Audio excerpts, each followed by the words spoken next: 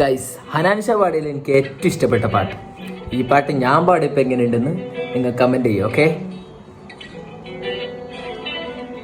ഇൻസാനിലെ ലാവണ്യ കൊട്ടാരത്തിൻ കല്ലാൽ നിന്റെ ഹിജാബിലി തുന്നിയതാരേ, ഹേലാലിൻ്റെ മാനത്തെ വൈരക്കല്ലിൽ മുത്താലെൻ്റെ കിനാവ് കിലൂക്കിയാലേ,